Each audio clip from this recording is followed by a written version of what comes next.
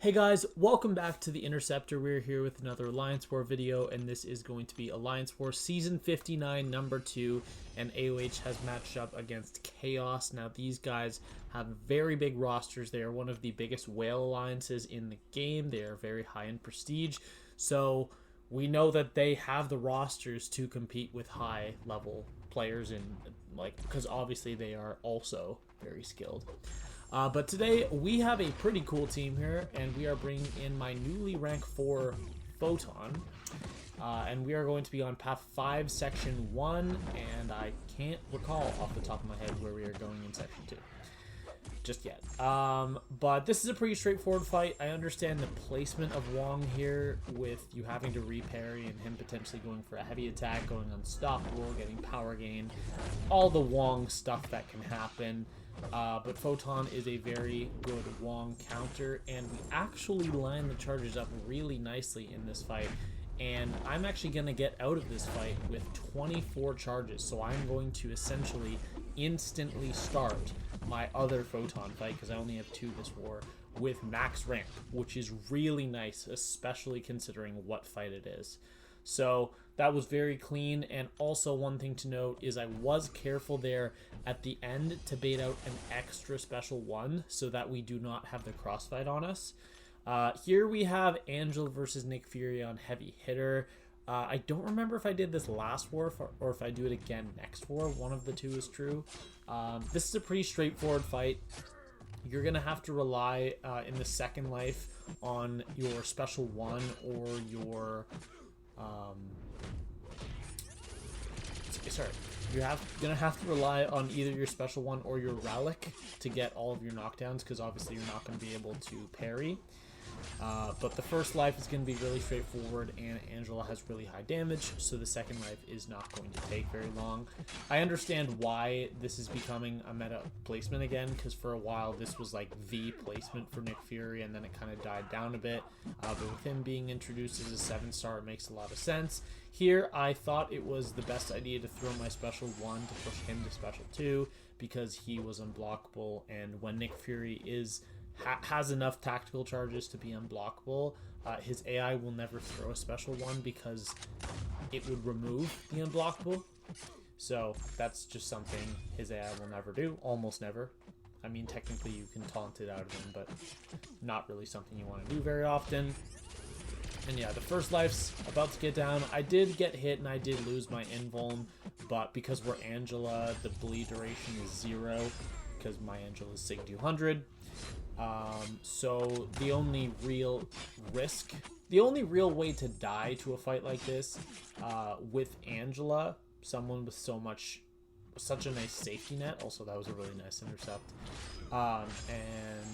The only real way to die is to like eat a special 2 and get stunned in the second life when he has his big fury.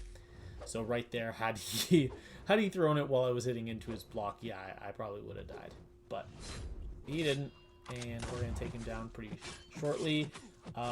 We are going to, I think, combo into a special 1. Yeah, to remove the protection, push him to special 2. He tends to throw his special 2 a lot easier, I've noticed, when he has higher tactical charges. And right there he had 14 and he just threw it instantly, which was really nice. And let's go on into section 2. Oh, I remember what path we're on. We're on path 1 here. And we are going to be taking this Attuma, and I was kind of in between Hood and Angela for this fight, because when Hood was a tactic attacker, I actually took this exact fight, because the whole point of this placement is for people to not pay attention to the node, use someone like Negasonic Teenage Warhead, and you time out, because she can't do damage, essentially, even though she counters Attuma. That's the point of this placement, so we saw it a lot, but I have hooded it in previous seasons, so I was debating that. But Hood is only here for 1 fight, so we are not going to do that, and I decided to use Angela. That's what we talked about when we were making the plan. And the logic behind this is basically you don't really want to throw special 1s in this matchup with Angela anyways, but we are going to throw it to push him to a special 2, I think. Oh no, we ended up doing the combo. And I normally don't like dexing out of Attuma's special 2, just because the beam hit is so incredibly slow that I find myself getting clipped a lot by it. But the other reason I'm using Angela here is because if I take enough Thorns damage to get under 10%, I'm just going to regen a good amount of that back. And I didn't end up taking... Oh, there I did. Just barely. Because the regen boost was the difference. I thought, like, if I'm not under 90%, I couldn't have taken 10% damage, but the regen boost. And I'm going to show you something here. This is Ant-Man, and I misclick going into the fight. I assigned myself Angela for this fight, and I accidentally entered the fight with Hood, which, as you can imagine, is not the best thing to do. Hood technically can do this fight. The issue is, number one, this is my rank 3 Hood. And we got some pretty bad RNG at the start of the fight, where the first time we tried to throw an L2, we had our invisibility failed by the, or rather, we failed to make the node fail, because you have a 65% chance for it to not consume your invisibility while the opponent has a Fate Seal up. Like, there we got it, but the first time we did not. And the issue in this fight is actually going to be bullets, which is maybe the first time I've ever had this issue with Hood. I'm just not going to have enough to finish the fight, and it's that simple. Like, I'm doing my ramp up, I'm getting everything, I'm already out of bullets. So at this point, I need to detonate, I need to see how much this does. It left him at 27%, and at this point, I'm like, oh shit. This is a really bad situation. So I get a nice heavy attack there, crit, which restarts the stagger. But there we get nullified, and unfortunately, I'm just not going to be able to keep up the Fate Seal the whole time. You see, I'm going to get him down to like 5% health. He's going to just regen it all back. I'm pretty sure right here, he's right here. Yeah. I Dex there. If I don't Dex there, the fight's over. So the fight was completely winnable with Hood, and I just completely threw it away when he was at 5% health, accidentally trying to trigger invisibility. And at this point, I'm like, okay, I'm not going to have the damage to outdo this. And also, if you'll notice there, I threw my Relic, and the Relic buff is what got eaten by Power Snack to regen him. So now I'm eating a Special 3, and if you don't know, Fam's Special 3 gives him max charges. And unfortunately, you cannot intercept to remove those charges. And I don't know what the interaction is here. I think when they're passive, you can't remove them by intercepting. I'm pretty sure that's what it is. And because we had a Fate Seal on, we prevented all of the armor ups. And unfortunately, when you prevent Fam's armor ups, they get turned into passives. So we actually screwed ourselves by having the Fate Seal up on him, because now there is just no way for me to kill him. Every single hit is going to glance. My heavy attack detonations are going to do almost nothing, and we end up pushing him to L3, and that is going to kill me. So, like, this death, obviously it sucks to die in war, especially with a champion like Hood, who I like so much. This one didn't really annoy me, because I knew I just misclicked. Because this would have been the easiest fight with Angela. It would have been so easy. It would have taken like probably a minute 20 if I had to guess. But I misclicked with Hood because I was activating my Mystic Boost now for the fight that is immediately after this. And I straight up just forgot to change to the other champion before hitting fight.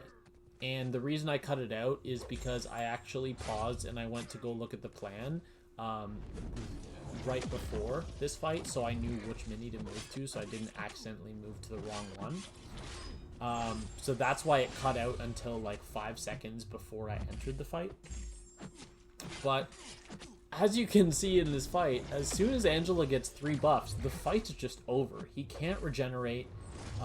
The only regeneration he's going to be getting, rather, not he can't regenerate. The only one he's going to be getting is the small one that you get from the node. And Fam doesn't have any mechanic to stop Angela from just critting really hard and finishing the fight. And you can see from how that fight went, the cleanup, how easy that fight would have been with Angela. So I'm just mad at myself for messing up something that easy.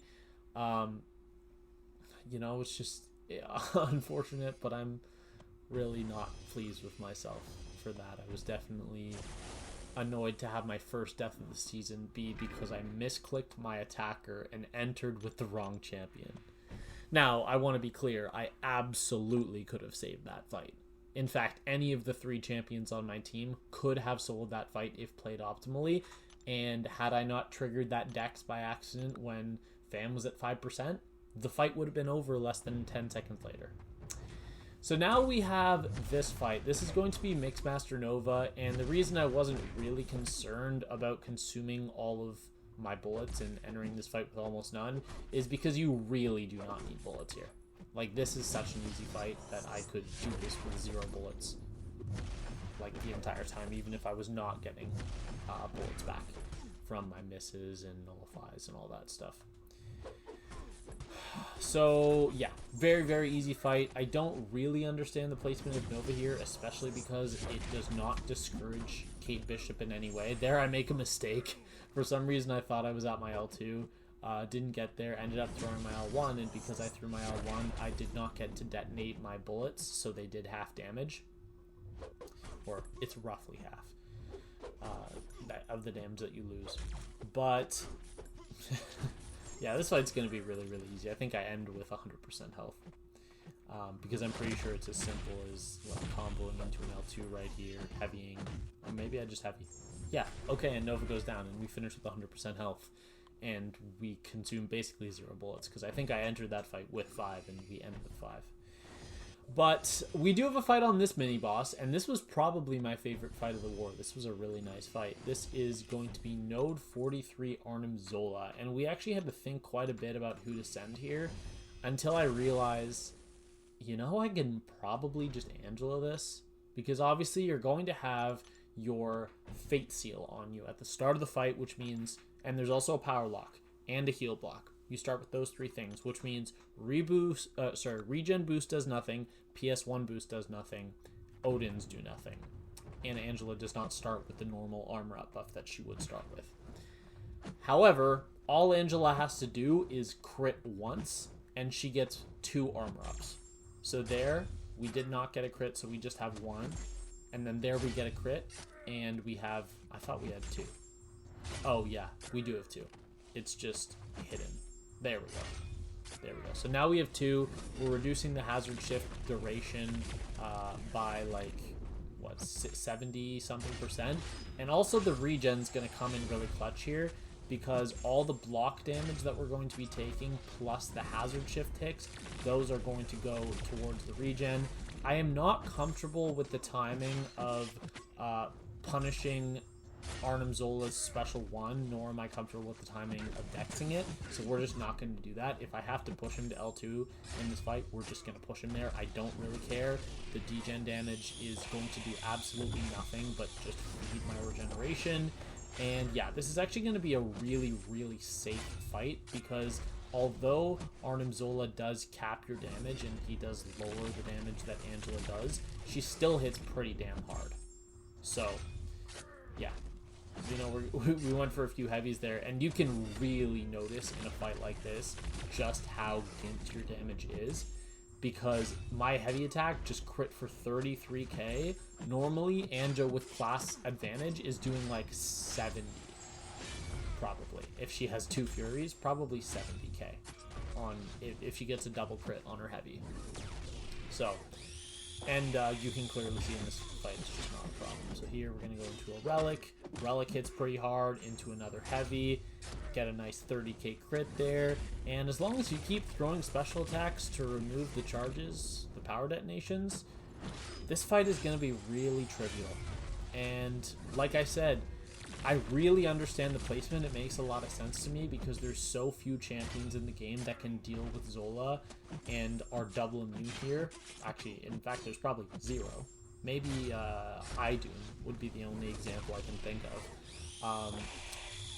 But there are plenty of champions that are half immune that can fight Zola, and putting aggression prowess into a node where the normal strat would be to dance around for half the fight, then you can kind of see where the logic behind the placement comes.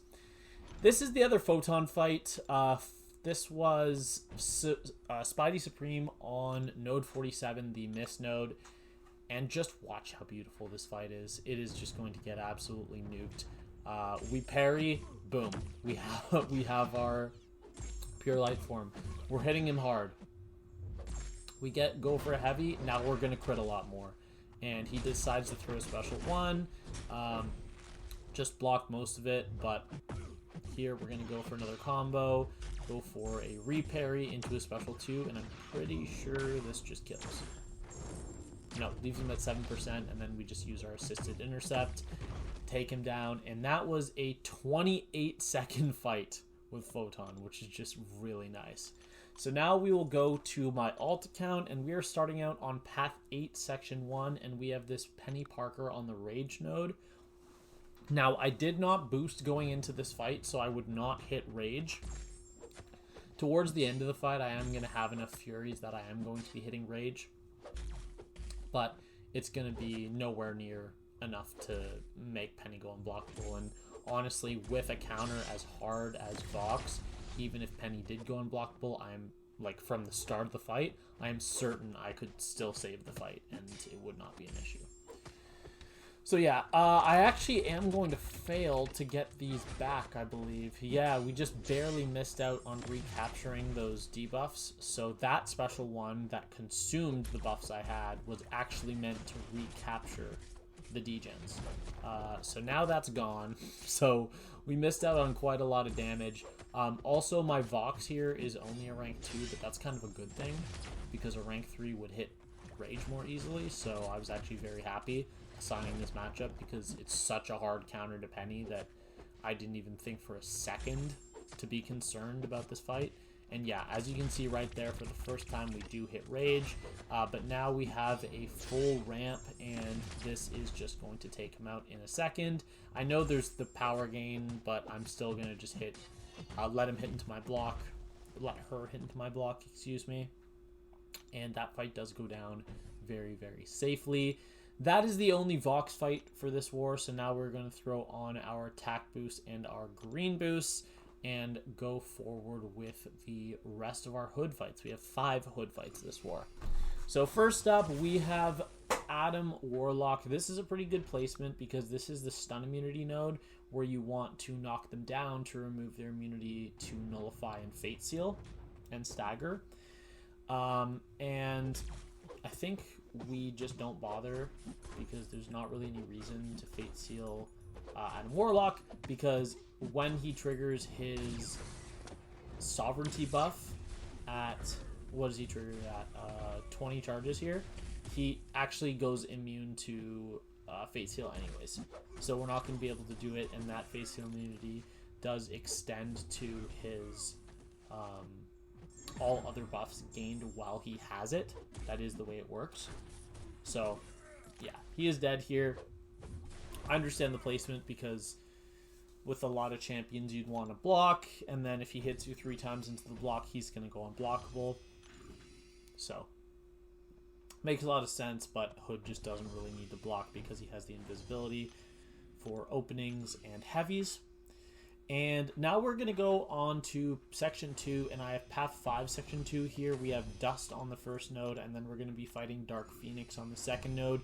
Dark Phoenix is really the reason I'm being sent here with Hood, because when we were scouting for this plan and just doing our initial look over, this is one of the problem fights, so we wanted to isolate it, make sure we could send my rank 4 Hood to be safe, and that did work out. Dust on this node doesn't really do anything. Unless she's on a specific node, she doesn't have many defensive abilities. But and I don't really understand the logic behind her on intercept, because what does she even do? I don't know. This fight's going to get nuked. She didn't pose any threat whatsoever. I think we're going to try to bait out the L2 here. No, we actually just go for that. Now we're going to bait out the L2. Hopefully she throws it in time for us to not get faltered. And the reason I didn't counter that L2 is because the falter should have triggered on me. It just got failed by my Fate Seal. So I was counting on it triggering because I didn't check in the moment whether the Fate Seal was still there or not. So I didn't counter, but obviously I ended the fight at 100% health, so no harm done there.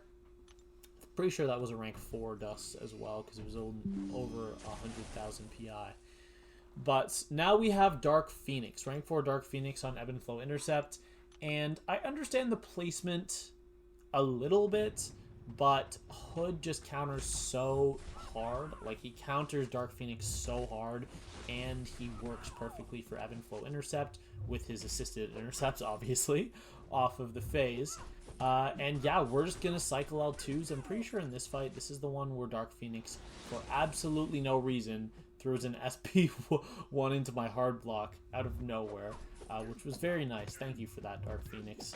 But we hit a nice light intercept there to remove the protection.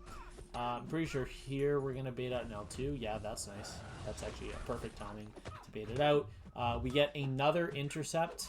And now we are ready to detonate, and we do not quite kill, but we are going to just get back to the L2.